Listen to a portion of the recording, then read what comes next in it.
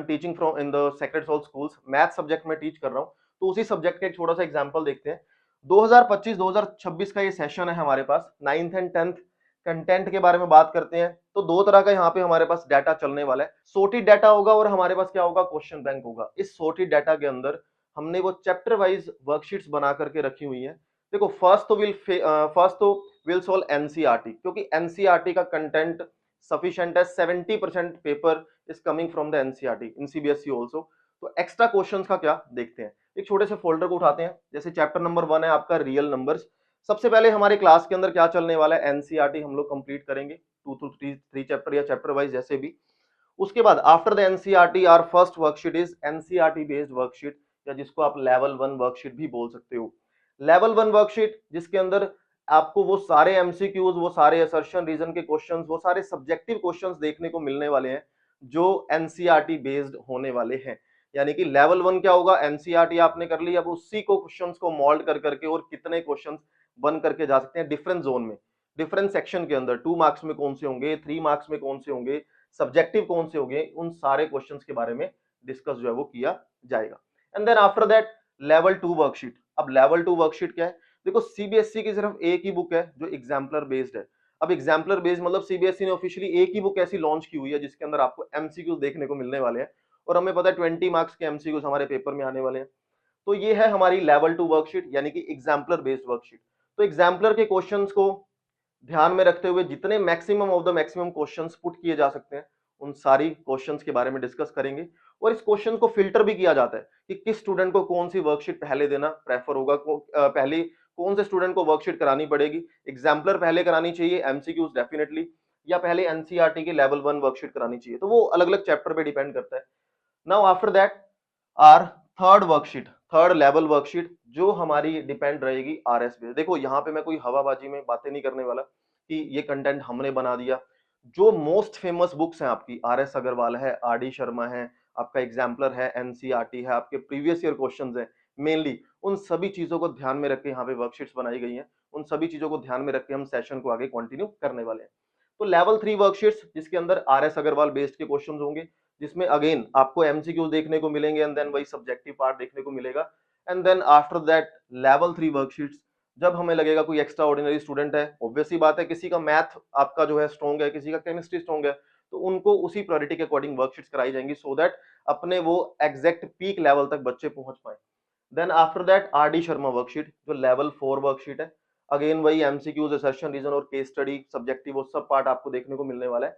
अब ये वर्कशीट बच्चे कहेंगे चलो बुक्स में कर लेते हैं। अब देखो ये सारी की सारी चीजें आफ्टर एनसीईआरटी होने वाली हैं, और इसके बाद जैसे ही हमारा 2 to 3 चैप्टर्स का सिलेबस कंप्लीट होता है, we'll focus on the PYQs worksheet. अब ये फाइनल स्टेप है, इससे बाहर कुछ भी नहीं आने वाला है पेपर में। फाइनल स्टेप का मतलब है कि मैं गारंटी दे रहा हूं, अगर ये क्वेश्चंस आपने कर लिए, एक सिंगल क्वेश्चन भी बाहर पेपर में नहीं आएगा। लास्ट 10 सालों से मैं टीच कर रहा हूं, मुझे आइडिया है कि कौन से क्वेश्चन यहाँ पे आने वाले हैं। अब पीवाईक्यूज में क्या, जितने भी फर्स्ट चैप्टर में प्रीवियस ईयर क्वेश्चंस बने हैं, चाहे आपके एमसीक्यूज हो, चाहे वो आपके 2 मार्क्स के क्वेश्चन हो, चाहे वो 3 मार्क्स के क्वेश्चन हो, सारे के सारे क्वेश्चंस आपको इस वर्कशीट के अंदर देखने को मिलने वाले हैं। देखो 2 मार्क्स के क्वेश्चन स्टार्ट हो गए, 17 क्वेश्चंस आज तक बोर्ड में रिपीट हुए हैं, मतलब 34 मार्क्स के, जो बार बार बोर्ड में पूछे गए हैं। And then after that 39 number, यानी कि 13 क्वेश्चन 3 मार्क्स वाले हैं, जो अगेन रिपीटेड मोड पे बार बार बोर्ड में हमारे आने वाले हैं। तो ये हमारी फुल एंड फ्लेज प्लानिंग रहने वाली है अगले सेशन के लिए। और ऐसा ही नहीं कि सिर्फ मैं सिंगल चैप्टर के बारे में बात कर रहा हूं, किसी भी चैप्टर को आप पिक करके दे सकते हो। टोटल 14 चैप्टर है हमारे सिलेबस के अंदर, सेम 9th में चलेगा, सेम 11th के अंदर होगा, सेम 12th के अंदर होगा। अभी भी यहाँ पर हम नहीं रुकने वाले। वो बच्चे जो आगे जाकर के कंपटीशन करने वाले हैं, क्योंकि हमारा मेन फोकस तो वही है, जो बच्चे कंपटीशन करने वाले हैं, देखो बोर्ड फाउंडेशन के लिए this is the sufficient data.